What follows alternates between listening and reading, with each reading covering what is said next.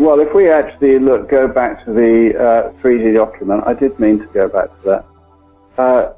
One of the main things you'll notice in 19 is you've got all these little tabs across here, which and there you can actually flick between views, which can be quite useful.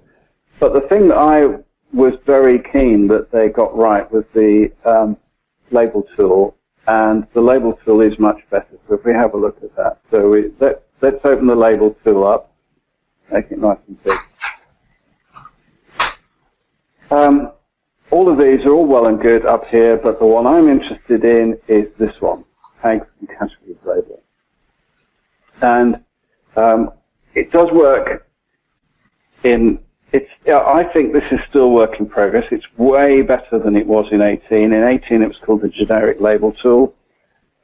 This one, the tags and categories tool, does work much better. And I can't remember whether I actually did a favorite of this. Yeah, I did. Here we go. So I've actually created a favorite here. Let's put that one there. This data one. And most of all of this is fairly familiar. You pick the pointer that you want.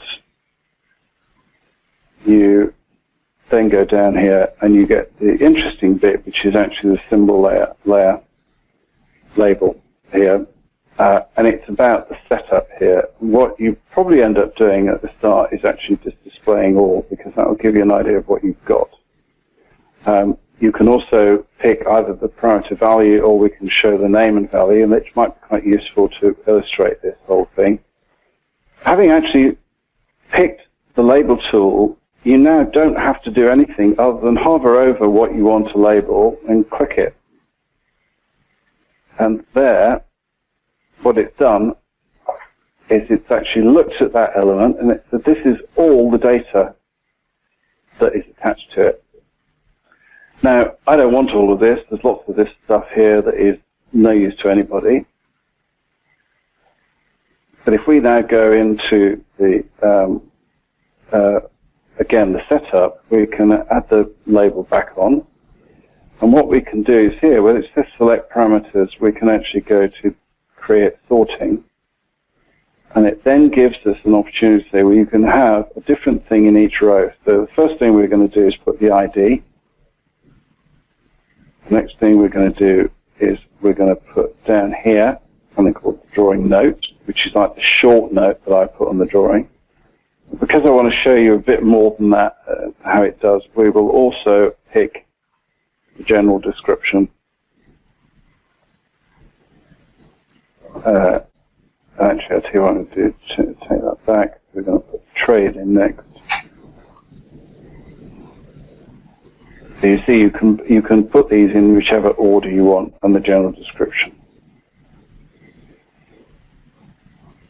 And immediately you can see we can move this over here.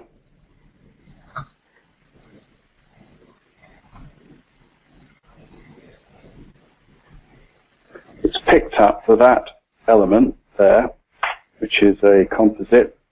It said the ID is that, drawing note is that, trade is that, general description is that. In the real world, you don't actually want all of those parameters. So you go back here and display the data just by parameter value, and it gets rid of everything there. And if you want to change the width, you have to go inside it. You can't drag it for some reason. I don't know why. You go to the custom settings here, general settings, and you can change the width there. And of course, sometimes you're going to want more information than that. Now, I had to set that all up because, of course, Archicad didn't know what I was going to point to. It didn't know whether I was going to point to a roof or a wall or anything. But actually, if you then want to copy that, you use the pick up parameters tool, and we can use that, put it on this window.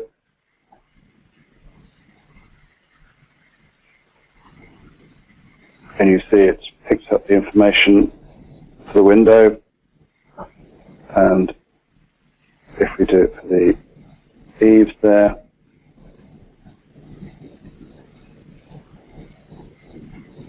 and we can move these around to have them where we want. So you can see wherever I'm picking with that with the label tool, it just pulls the information straight off the element, the embedded information.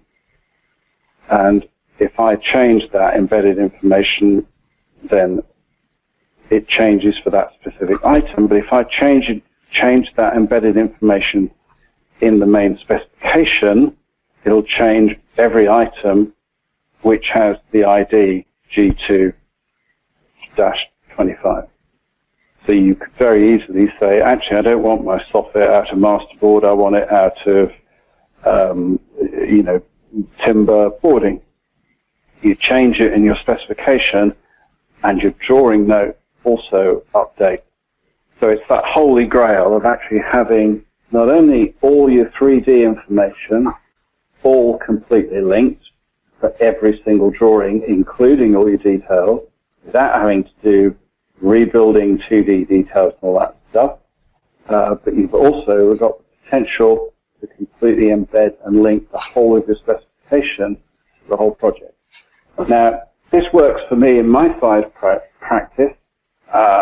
I've never tried it on a very big job, but I don't see why the principles can't be taken forward, even though the amount of specification data you want might be much bigger than this, just to be able to embed the ID and the drawing note like this is, I think, very powerful. And I think that this is much better than the other Keynote products I've seen, because, of course, this is embedded into the model. It's not a separate thing that you edit.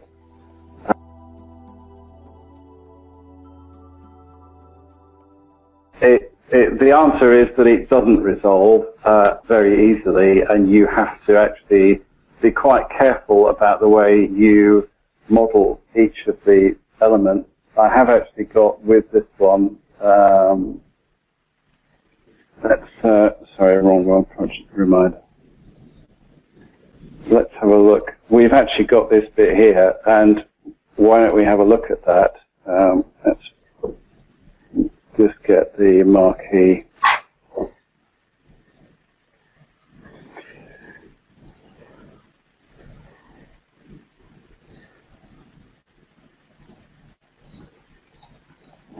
And this isn't perfect. And the reason it isn't perfect is because, like anybody else, I'm earning a living doing this, so I basically do as much as I need to. If we turn it around this way, sorry, let me just change the...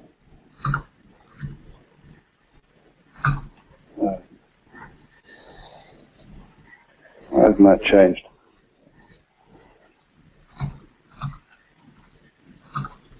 There we go. So we've got here, this is our complex profile for the eaves. This is a complex profile for the verge, which is the beam tool, and it just looks like that. So you're just using, again, that complex profile allocated as a beam, and of course then you can actually do beams running up at an angle.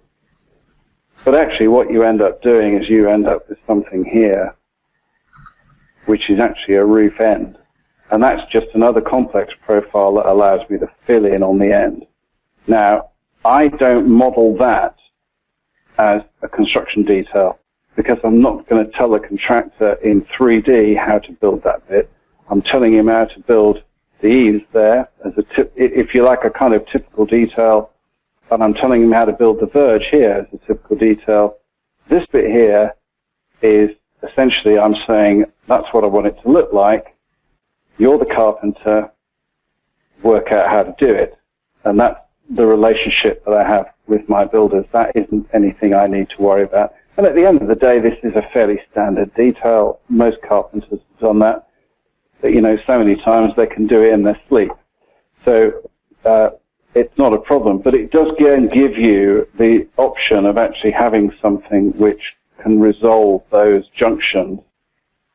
And the kind of things that are always a pain and you forget to do are this stuff like here, that the actual tile material that it actually forms part of the verge detail doesn't quite tie up with the tile material on the roof. But you know, again, it's something where you just you go as far as you have to and then stop.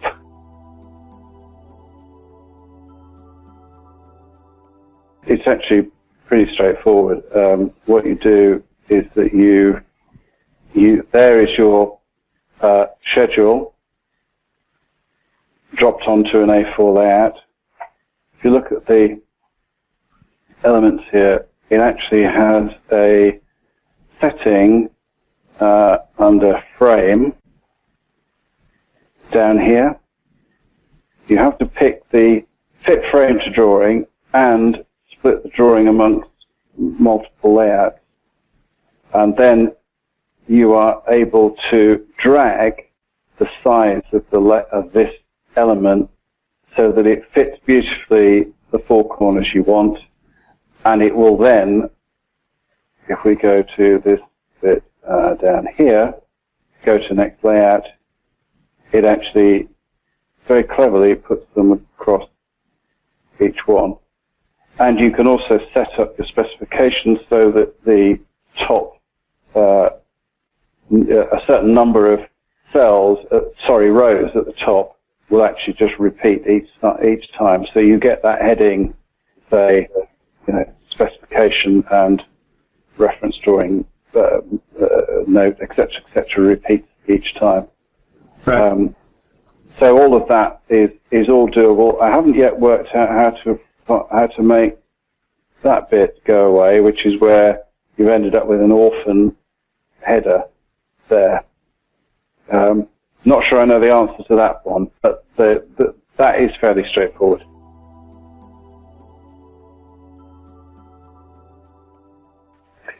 Well, I'm not an expert in energy modeling, so and to be frank, that's because I only have a certain amount of time to do stuff, and I actually therefore hire other people to do the energy modeling.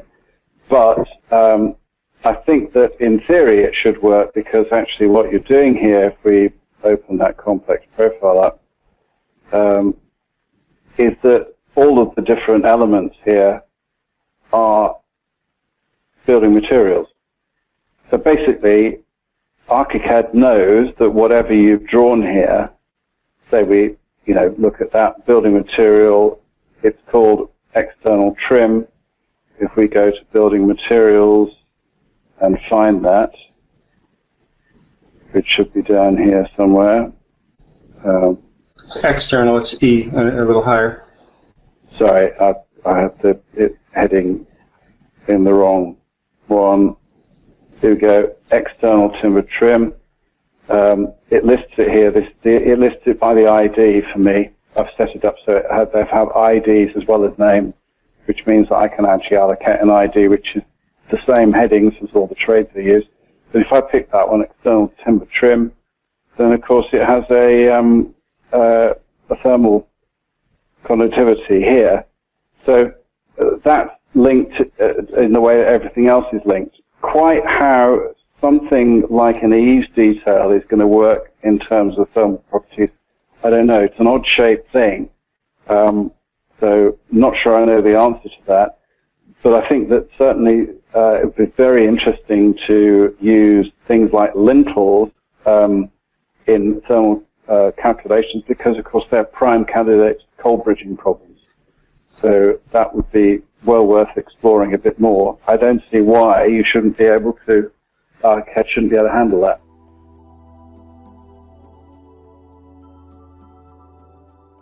We actually look at the proposed ground floor. I think the lintels shown, maybe they're not turned on.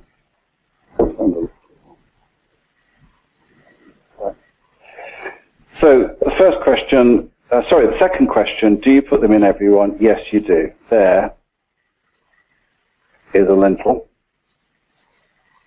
That's the wall. We flick down to 3D. You can see there is the lintel. So you are absolutely putting it into each wall. But of course, because Archicad is very clever with its building materials and priorities, it knows how to blend. So I'm just trying to get the right size in 3D. There we go. It knows how to blend all of that together. So if I highlight it, you can see where the plaster lines are and all the rest of it. But if I unclick it, it's all beautifully merged in because I've used the same material.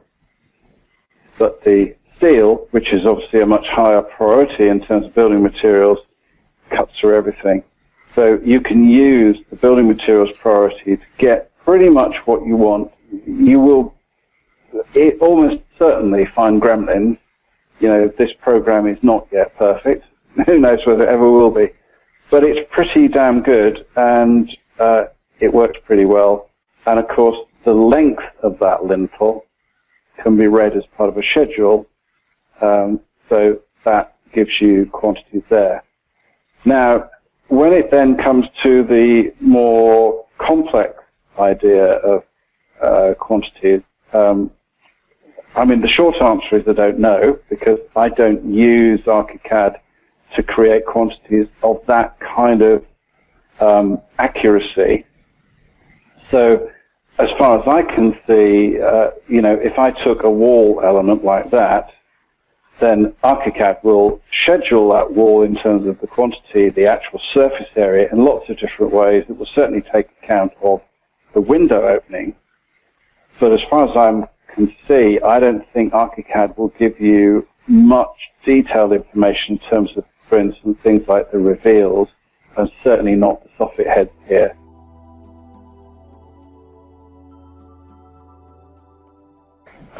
So if you were going to do one of those sort of old-fashioned bills of quantities where, you know, you measure the linear quantity of all of the window reveal and the width, then I think a lot of that would still need to be done by extrapolating the schedules. So you can do a schedule which will give you the perimeter of the window. You know what the width is, and therefore you can extrapolate from that. But it's not going to give you, you know, the sort of accuracy. I don't think that.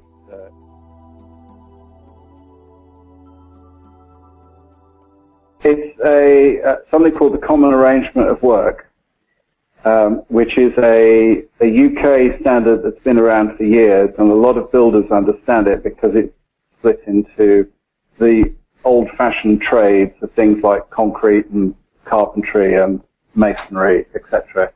Of course, those IDs can be any standard you want. Doesn't matter what it is. You can actually pick that to suit yourself, really.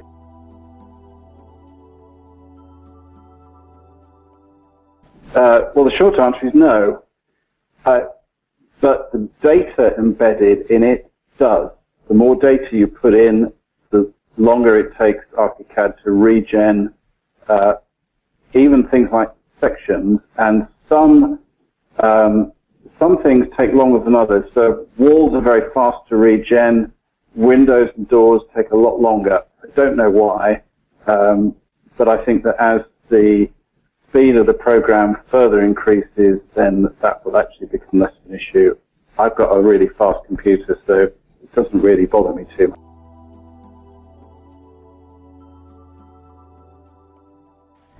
Yes is the short answer. It may take a little bit of brain work. Essentially, what you can do is you can add as many IFC fields as you like, so that you can then use IFC fields as a kind of filter.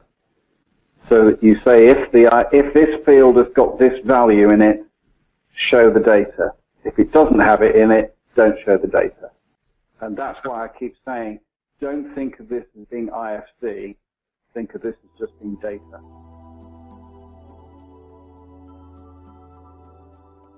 No, I asked the developers about this, and they've only really left the generic label there because it was in 18, but there is no reason why you would use the generic label once you've understood how to use the tags and categories label, because it's a better label.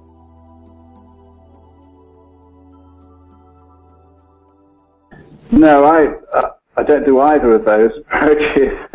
What I do is I actually draw enough so that I am completely confident that I know how the building is put together. So that might be, therefore, that I pick, if you like, the critical, often the difficult areas and model those. But I'm not going to try and teach a builder how to put floor joists in or something like that. You know, if it's a really simple thing, I wouldn't bother to model joist hangers, for instance. But if I've got a particularly tricky area of the building where, to actually achieve the design I want, I really need to detail it well in 3D as a construction, if you like, making the building in 3D. It's tremendously powerful to be able to do that, not only because you can't fake it if you're drawing it in 3D. You're literally assembling it in the computer, so you can test whether what you're designing is capable of being built. But the other thing is that you know when you go on site that it can be built. And I actually came across an example of this myself, where a contractor called me up and he said, "I can't build this roof that you've drawn." And I said, "Well, you can. I said, give me 2 or 3 minutes and I'll send you by email a little 3D image of just that part of the roof structure and show you how it works." And I sent it to him, and he built it. That is the power of it. That's why you should do it. But there's no point in just drawing all the stuff because you can.